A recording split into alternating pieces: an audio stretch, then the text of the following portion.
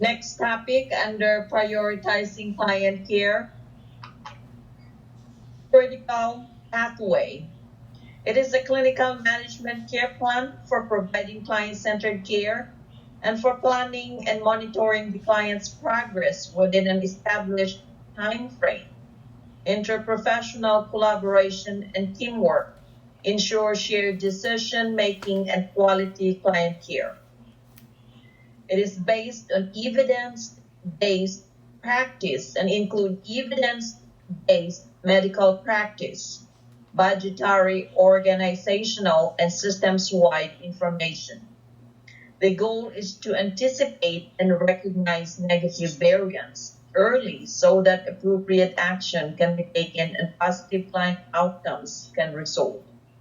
It is used to ensure medical care is consistent within budget constraints and to allow providers to care for more complex clients.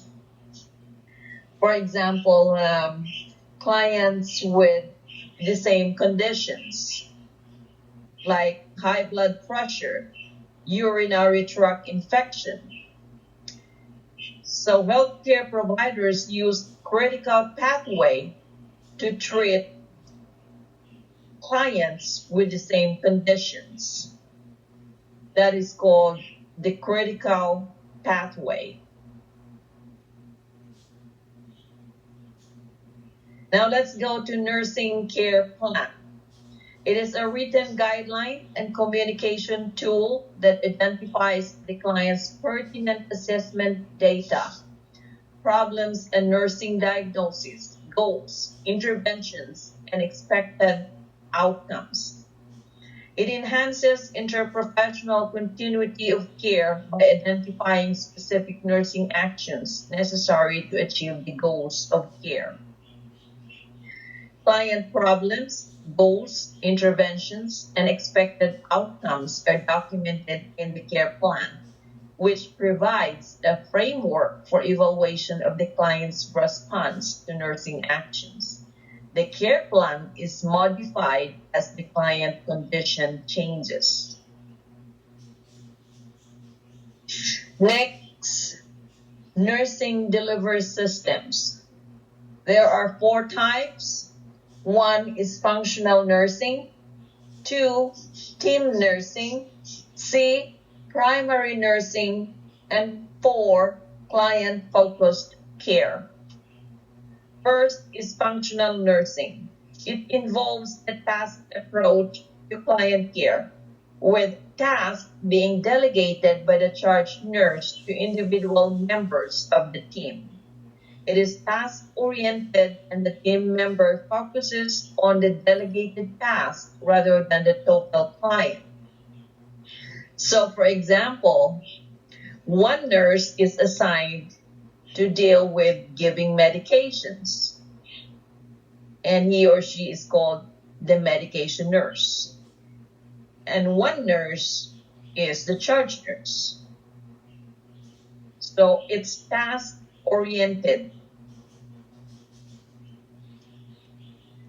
Second type is team nursing. It is led by an RN, or called a team leader, who is responsible for assessing clients, analyzing client data, planning and evaluating each client's plan of care. The team leader determines the work assignment. Each staff member works fully within the realm of his or her educational and clinical expertise and job description.